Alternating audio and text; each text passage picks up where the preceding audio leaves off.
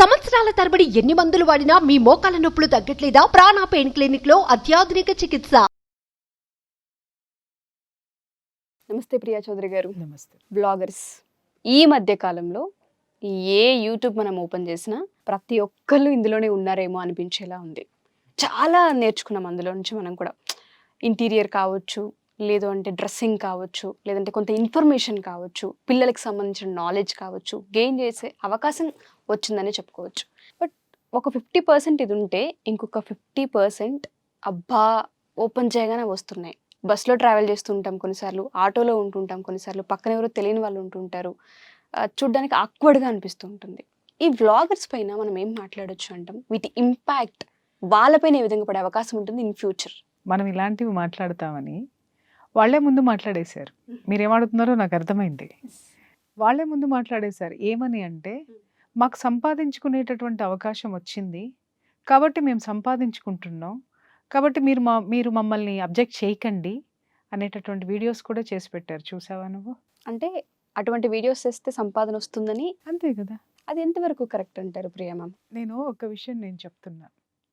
మనము ఇప్పుడు సిగరెట్, పిల్లవాడు ఫస్ట్ టైం సిగరెట్ కాల్చినప్పుడు కిక్ ఉంటుంది. ఆ తర్వాత నెక్స్ట్ డే కూడా వాడు దొంగతనంగా కాలుస్తాడు ఫస్ట్.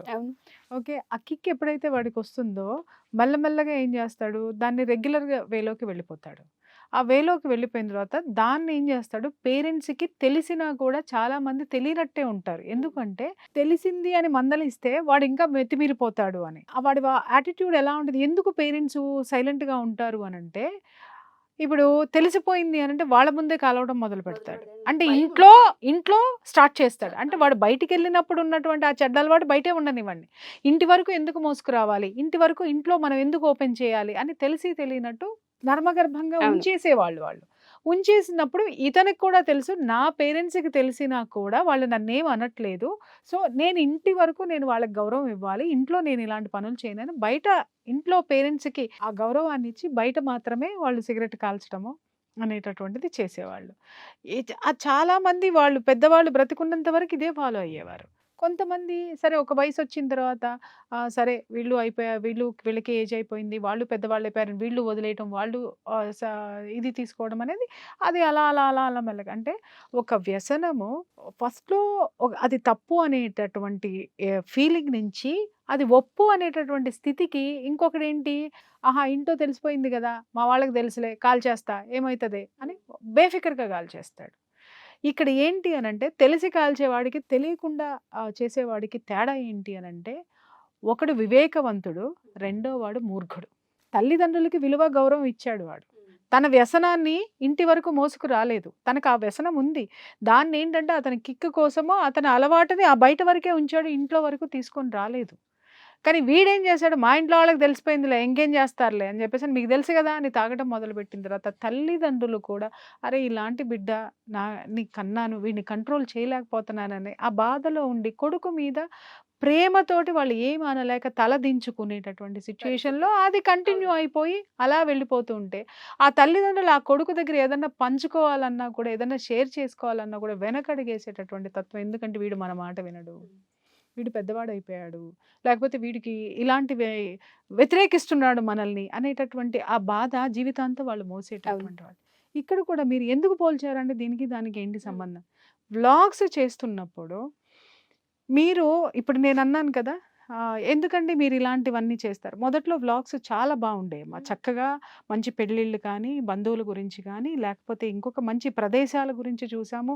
మీరు అన్నట్టు ఎక్కడెక్కడో మనకి తెలియనటువంటి షాపులు కానివ్వండి, ఇన్ఫర్మేషన్స్ కానీ అద్భుతంగా ఉన్నాయి. నేను అది ఇలా ఉంది అని అంటే చాలా అందంగా ఉంది, బాగుంది, ఇక్కడ ఈ ప్లేస్లు ఉన్నాయా, ఇక్కడ ఈ నాలెడ్జ్ ఉందా. అది చివరికి ఏమైపోయిందంటేనమ్మా, ఒకళ్ళు ఒక ప్లేస్కి వెళ్ళంగానే అది క్లిక్ అవ్వగానే 10 మంది దాన్ని ఫాలో అయ్యేసరికి అది అవుట్డేటెడ్ అయిపోయి ఇంకొకటి కొత్తది ఏంటి ఏంటి ఏంటి ఏంటి అని ఎతకడం మొదలు పెట్టేసి, ఇప్పుడు యూట్యూబ్ అనేటటువంటిది ఎంటర్టైన్మెంట్ నుంచి మారిపోయి అర్నింగ్ టైంకి వచ్చేసింది. వచ్చేసినప్పుడు ఏమవుతుంది అని అంటే డబ్బు వస్తుంది అని అనుకున్నప్పుడు నేను మోకాలాడటం నేనెందుకు? ఇది నా కష్టము, ఇది నాకున్న పాపులారిటీ, నాకున్నటువంటి దీన్ని సమాజానికి నేను ఇస్తున్నాను, నేను గొప్పదాన్ని, నేను గొప్పవాడిని కాబట్టి నాకు డబ్బులు వస్తున్నాయి కాబట్టి నేను చేస్తున్నానని. కొన్ని ఆడవాళ్ళు చేసేటటువంటి వ్లాగ్స్ చూస్తుంటే నిజంగా బాధాకరంగా ఉంటుందమ్మా. ఏంటంటే నువ్వు ఒక నగ గురించి చూపించు, వర్ణించు, దాన్ని బిజినెస్ చేయండి, దాన్ని ఏదన్నా చేయండి, అది అద్భుతంగా అందంగా ఉంటుంది. చీరల గురించి చూపించండి, అది అందంగా అద్భుతంగా, ఇంకా ఆడవాళ్ళు చూపిస్తే ఇంకా అందంగా ఇంకా అద్భుతంగా ఉంటుంది. అది మార్కెటింగ్ చేయండి, దానికి ఎవ్వరూ ఇది చూపెట్టారు. అలాగే అవుట్ఫిట్స్ ఏవైతే ఉంటాయి డ్రెస్సుల గురించి చెప్పండి. తర్వాత ఇంకేదన్నా ఉన్నా ఏది ఉన్నా కానీ ఏదైనా కానీ అది అభ్యంతరకరం కానటువంటివన్నీ అందమైనటువంటివన్నీ చూపించడంలో తప్పే లేదు. అది దాటి చివరికి ఎలా వచ్చింది అని అంటే కొన్ని వ్లాగ్స్ చూస్తే నిజంగా మనసు బాధేసింది ఉషా నాకైతే. ఏంటి వీళ్ళు ఇన్ఫర్మేషన్ ఇస్తున్నారా? ఇన్ఫర్మేషన్ ఏమి ఇస్తున్నారు? నాకు డేట్ వచ్చింది, డేట్ వచ్చినప్పుడు నేను ఇవి వాడుతున్నాను అనేసి వేసుకునేటటువంటి ఆ ఇన్నర్ గా నువ్వు ఏం వాడుతున్నావో ఒక ఆడపిల్లవి బయటికి చూపించి నువ్వు చెప్తుంటే ఒక అడ్వర్టైజ్మెంటే చూడలేం మనం. అది ఏది మన పక్కన మన భర్త ఉన్నా కూడా అది చూడడానికి ఇబ్బంది కష్టంగా ఉంటుంది. తల్లిదండ్రులు ఇంట్లో ఉన్నప్పుడు ఆ యాడ్స్ చూడలేకపోతున్నావు అని కొన్ని వీటి మీద ఉద్యమాలు కూడా వచ్చినాయి. కొన్ని యాడ్స్ చూడలేకపోతున్నావు, ఆడవాళ్ళకి మరీ ఇట్లా చూపిస్తున్నారు అనేటటువంటి అభ్యంతరాలు తెలపడం జరిగింది. అవి కొన్ని ఆగిపోవటం కూడా జరిగింది. కానీ అవి ఈ రోజు అడ్వర్టైజ్మెంట్ 5 సెకండ్స్ అడ్వర్టైజ్మెంట్ కాస్త ఈ రోజు 5 నిమిషాల నుంచి 15 నిమిషాలు అదే చర్చలాగా మారిపోయి నాకు డేట్ వచ్చింది అనంటే నీకు డేట్ వచ్చిందని ఊరందరికీ తెలియాలి. సో నేను ఇది వేసుకుంటున్నానని ఇక్కడికి బట్టలు వేసుకొని నువ్వు అవి చూపిస్తుంటే ఒక ఆడదాని మీద, ఒక స్త్రీమూర్తి మీద ఎవరికైనా సదభిప్రాయం ఉంటుందా? అమ్మ మీకు కోపం వస్తే నన్ను తిట్టుకోండి, లేకపోతే భయంకరంగా మీమ్స్ వేసుకోండి, ఏమైనా వేసుకోండి, కానీ చెప్పే తీరాలి. నేను ఇక్కడికి గుడ్డలు వేసుకొని నాకు డేట్ వచ్చింది, నేను ఇవి వాడతాను, నేను డేట్ వచ్చినప్పుడు నేను కంఫర్టబుల్గా ఉంటాను అని నువ్వు చెప్పడంలో ఒక స్త్రీమూర్తి పట్ల ఉండాల్సినటువంటి గౌరవం అనేది నువ్వు ఇస్తున్నావా తీస్తున్నావా? ఒక్కసారి క్వశ్చన్ చేసుకో. డబ్బు నీకు వస్తుంది, నాకు రావట్లా, నీకు రావట్లా, మిగిలిన వాళ్ళకి రావట్లా. ఇన్ఫర్మేషన్ అంటారు. ఇప్పుడు నాకు ఏదన్నా కావాలి అంటే నెట్లో నేను వెతుక్కుంటా. ప్రొడక్ట్కి సంబంధించినటువంటిది దాని కింద డిస్క్రిప్షన్ ఉంటుంది. ఆ డిస్క్రిప్షన్లో మొత్తం ఇస్తాడు, పూర్తి వివరాలు ఇస్తాడు. వెతుక్కోవడానికి నాకు నాలెడ్జ్ ఉంది, ఈరోజు వెతికేటటువంటి అవకాశము ఉంది నాకు. నేను షేర్ చేసుకుంటా. నాకు తెలియకపోతే దాన్ని ఎలా చెయ్యాలో పక్కవాడిని అడిగి తెలుసుకుంటా.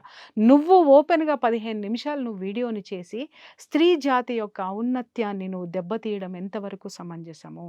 అవుట్ఫిట్స్ చూపించండి, అది ఎవరికి అభ్యంతరం లేదు. మంచి డ్రెస్సులు చూపించండి, మంచి చీరలు చూపించండి, నగలు చూపించండి, హెయిర్ క్లిప్స్ చూపించండి, ఇంకేదైనా అలంకరణకి సంబంధించినవి ఏవైనా చూపించండి. కానీ లోదుస్తుల గురించి ఆడవాళ్లే ఒక 15-20 నిమిషాలు ఎపిసోడ్స్ చేస్తూ మీకు డబ్బు వస్తుందని మిగిలిన యొక్క ఆడవాళ్ళను కూడా ఏలెత్తి చూపించేటటువంటి వ్యవహారాలు చేస్తున్నందుకు నిజంగా బాధపడుతున్నాను. నేను ఒక విషయం ఏదైనా జరిగితే నేను గొంతేసుకుని అరుస్తున్నానని చెప్పి నన్ను ఎన్నో తిట్లు తిట్టారు. ఆ తప్పు ఎందుకు చేస్తున్నారని క్వశ్చన్ చేస్తే నన్ను తిడుతున్నారు. మరి మీరు చేసేటటువంటి ఇది ఓపెన్ అప్ చేసేటటువంటి ఈ విషయాలకి ఎవరు సమాధానం చెప్పాలి? ఎవరికి వాళ్ళకి సమాధానం ఉంటుంది ఉషా, ఎవరిని వాళ్ళు సమర్థించుకోవడానికి ఉంటుంది.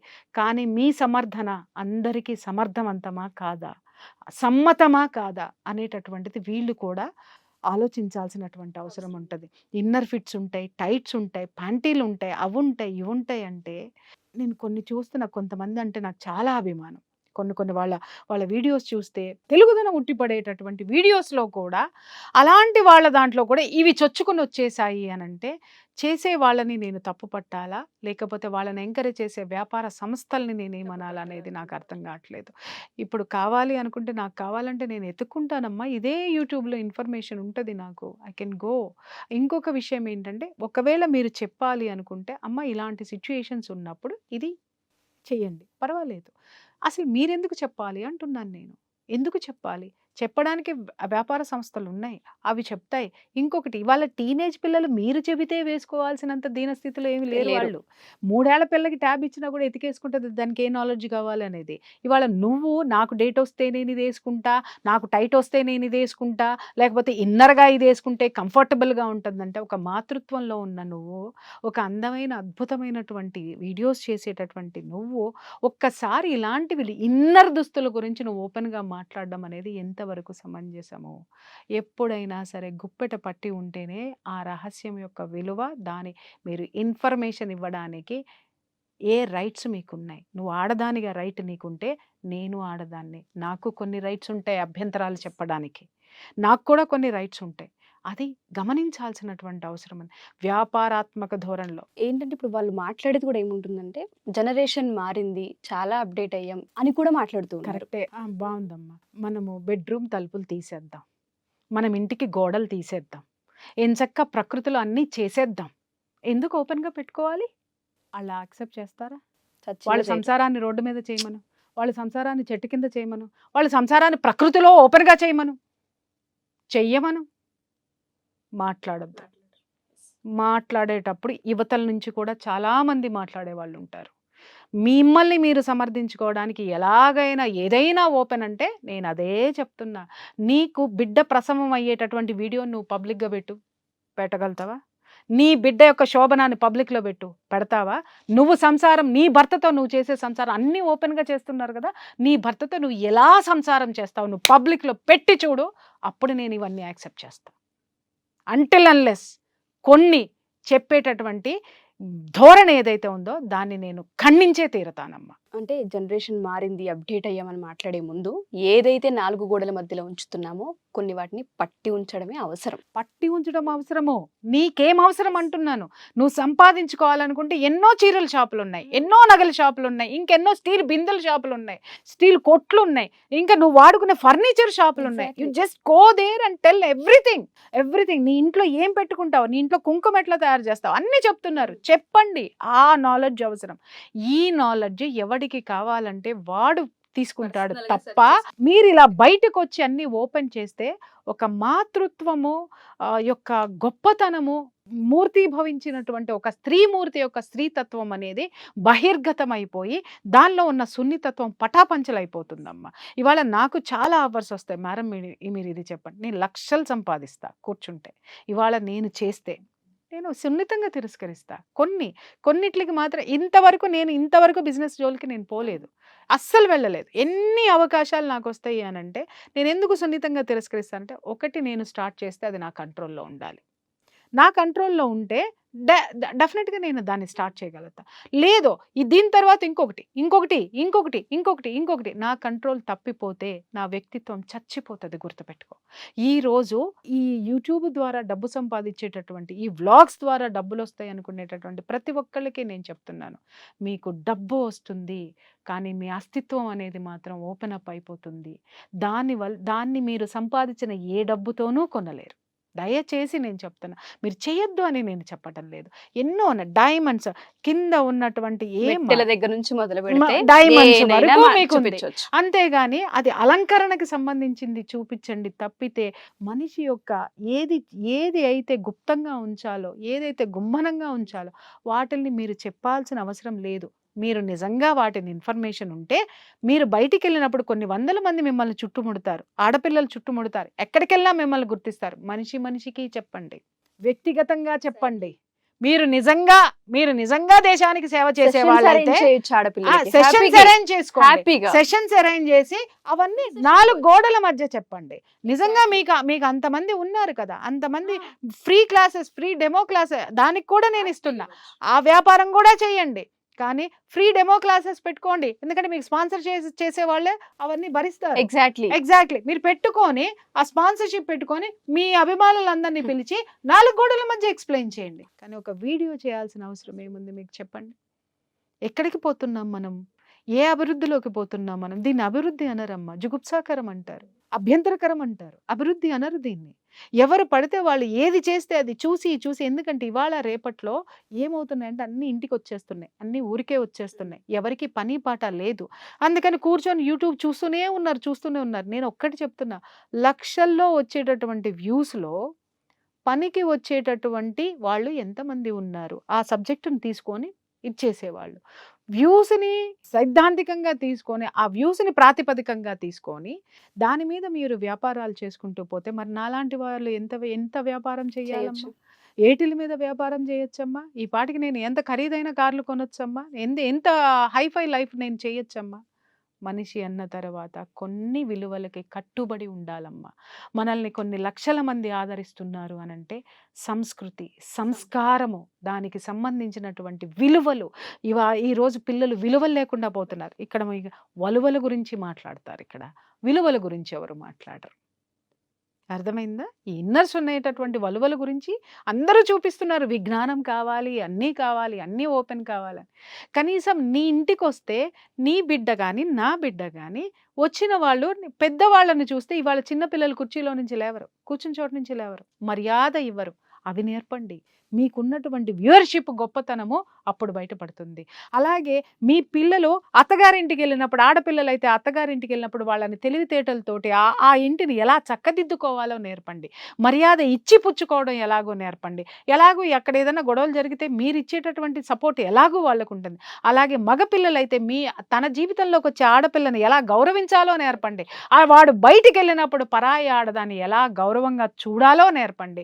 ఏ ఒక్క తల్లైనా తన బిడ్డకి ఈరోజు ఇంతమంది వ్లాగర్స్కి నేను చెప్తున్నాను, ఎవడైనా ఇంట్లో ఉన్న పిల్లల్ని క్రమశిక్షణతో ఎంతమంది పెంచుతున్నారు? విలువలు ఎవరికి చెప్తున్నారు? విలువలన్నీ కూడా గాలికి వదిలేసి వలువల గురించి మాట్లాడుతుంటే ఎంత అసహ్యంగా ఉంటుందమ్మా.